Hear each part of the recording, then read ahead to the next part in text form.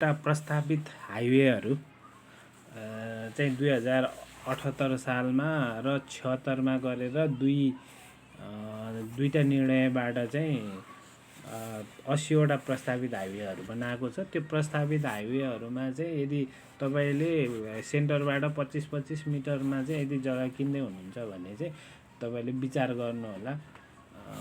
यसमा चाहिँ जस्तो यो 1 नम्बरमा पूर्व पश्चिम हाइवे नै भयो, 2 नम्बरमा हैन यो पूर्वतिर इलाम फिदिम भयो, मध्य पहाडी भयो, बिर्तामोडहरू मेची पुलसम्मको भयो, हुलाकी राजमार्गहरू भयो हैन। अनि यो गणेश्वर तमोर करिडोरहरूको भयो, धनकुटा हिले हैन यो चतरा गाईघाटहरूतिर भयो। अनि यो देउराली मुडे चैनपुर यसरी चाहिँ यो ग्वारकुलुगु लाकुरुभान्जाङ कुसादेवी पनौती दालतार 16 मा चाहिँ भवानीपुर यो नौबिसे पोखरा हैन झुन्चे साबरुबेसी गोलबजार सीतापाइला धार्के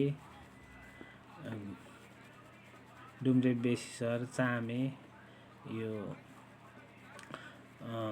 धनुषा धाम धारापानी दोललघाट चौतारा निजगढ काठमाडौँ भइहाल्यो, चन्द्रनिगापुर गौर अनि यो थोरी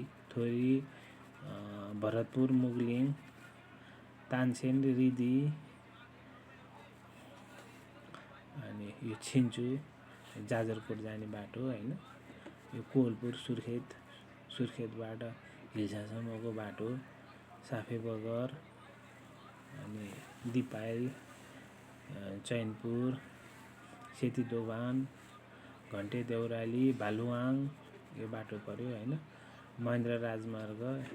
यसरी चाहिँ यो बाटोहरू चाहिँ सेन्टरबाट 25-25 गरेर 50 मिटरको बाटो हो हैन। यो तपाईहरुले चाहिँ किन्दाखेरि यसमा चाहिँ यसको दायाँ बायाँ जग्गा परेको छ भने अलिकति सावधानी अपनाएर सबै कुराहरू बुझेर योसँग सम्बन्धित इन्जिनियरहरूलाई अझै त्यसमा पनि भ्यालुएसन गरिराखेका इन्जिनियरहरूलाई चाहिँ देखाएर मात्रै यो किन्नुपर्छ र सबै विचार गरेर किन्नु भयो भने चाहिँ भोलि तपाईहरु फस्नु हुँदैन हैन।